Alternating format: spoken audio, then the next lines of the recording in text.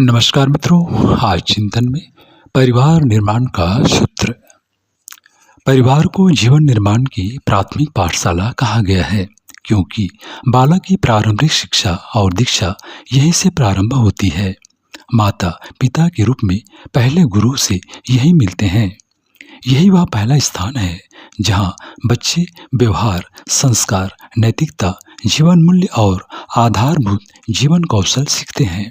ये सब मिलकर उसके चरित्र और भविष्य की नींव रखते हैं, जिससे व्यक्ति समाज का एक जिम्मेदार एवं उपयोगी नागरिक बनता है।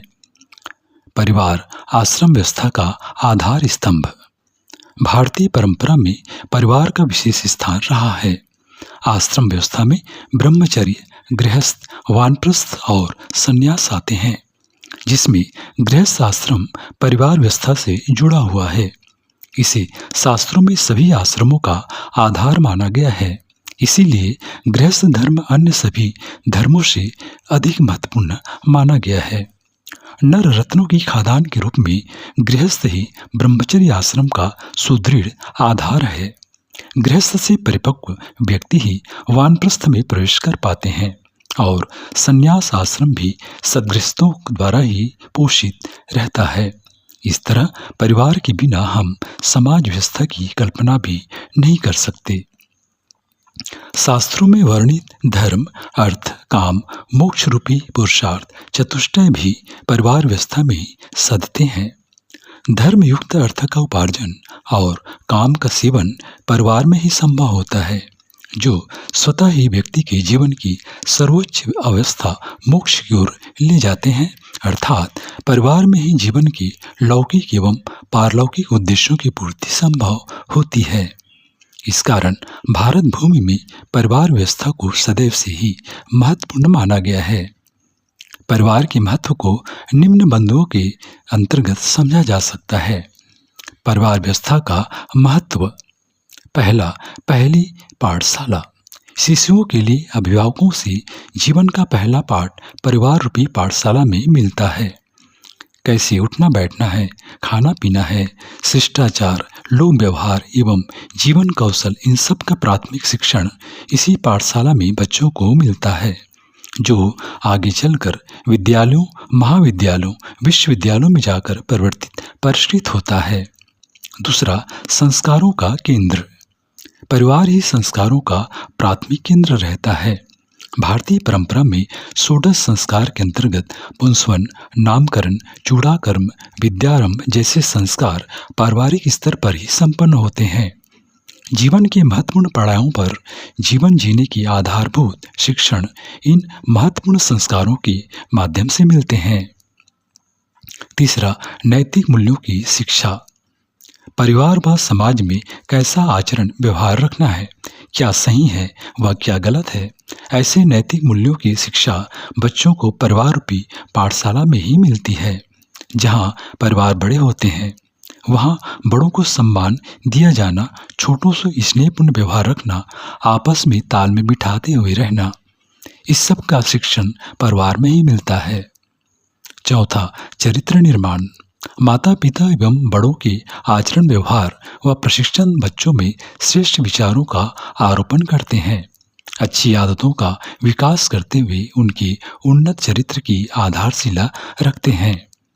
संयम, सदाचार, श्रमशीलता, सादा जीवन, उच्च विचार, ईमानदारी, जिम्मेदारी, शालीनता, सहकार, आदर्शवादिता जैसे सद्गुणों का अभ्यास परिवार में करते हुए बच्चे सहज रूप से श्रेष्ठ चरित्र के धनी बनते हैं। पांचवा, सुरक्षा और अपनापन। परिवार में बड़े बुजुर्गों की गोद में मिलने वाला अपनापन, स्नेह, संरक्षण बच्चों में सहज रूप में सुरक्षा एवं अपनेपन का गाढ़ा एहसास कराता है और उनका गहनतम स्तर पर भावनात्मक पोषण होता है, जो ताउम्र उनके लिए संबल बनकर जीवन की चुनौतियों का प्रभावी रूप से सामना करने में महत्वपूर्ण भूमिका निभाता है। छठवां, सांस्कृतिक विरासत का हस्तांतरण। निस्संदेह रूप से परिवार में एक से दूसरी पीढ़ी में सहज क्रम में पारिवारिक मूल्यों एवं श्रेष्ठ संस्कारों का हस्तांतरण होता है।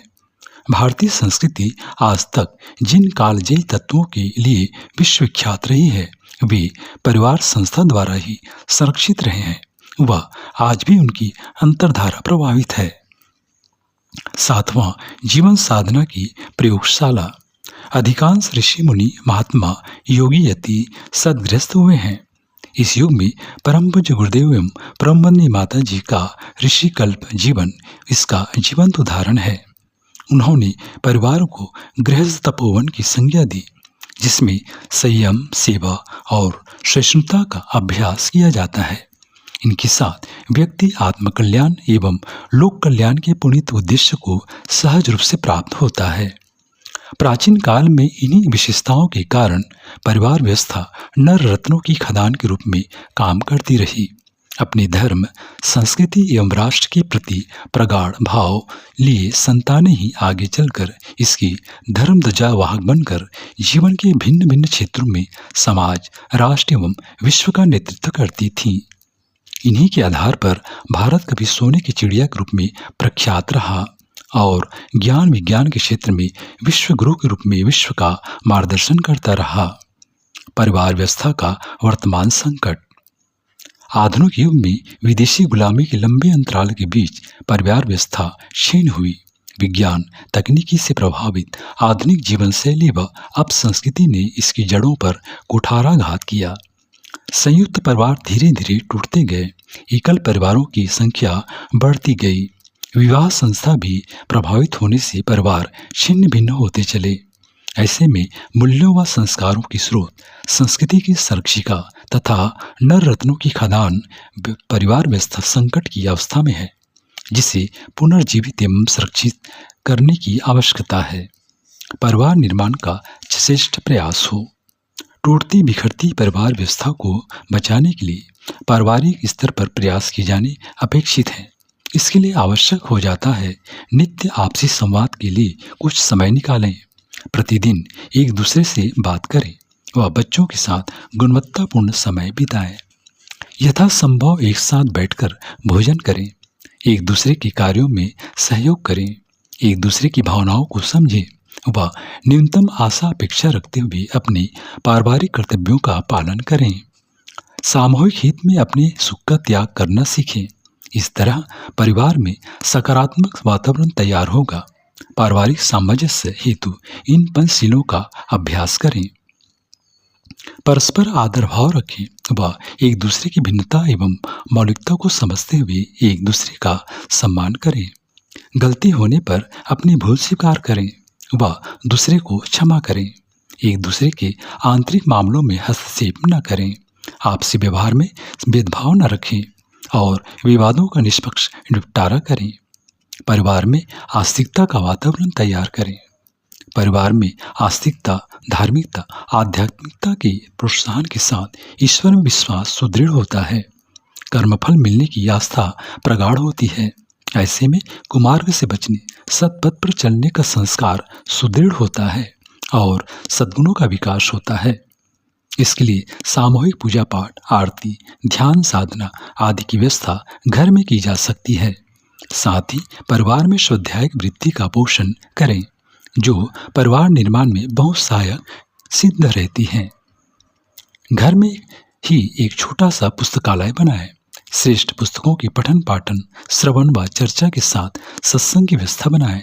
बड़े बुजुर्ग बच्चों को नैतिक व प्रेरक कथा कहानियां सुनाकर खेल खेल में चरित्र निर्माण, आदर्शवादिता एवं कर्तव्यपरायणता के पाठ सिखा सकते हैं। बच्चों के शारीरिक, बौद्धिक और आर्थिक विकास के साथ सद्गुणों का विकास सबसे महत्वपूर्ण रहता है। अच्छी आदतों, सत्प्रवृत्तियों, सद्भावनाओं के विकास के बल पर ही वे सही मायने में सफलता के साथ सुखी व संतुष्ट रहेंगे। और इन सब का प्रशिक्षण उपदेश से अधिक माता पिता अपने आचरण व्यवहार से सिखाने का प्रयास करें, जिसका प्रभाव स्थायी रहता है। इस तरह परिवार निर्माण के साथ न केवल व्यक्ति के व्यक्तित्व का निखार होता है, बल्कि समाज के उत्थान में भी मूल्यवान योगदान होता है। मित्रों, बाल निर्माण की इस पाठशाला को संरक्षित करने, परिवर्तित करने में माता पिता एवं अभिभावकों का कर्तव्य बनता है कि वे इसके महत्व को समझें। साथ ही संतानों का भी कर्तव्य बनता है कि वे इसके महत्व को देखते हुए अपनी समझ के अनुरूप इसमें अपना यथासंभव योगदान दें।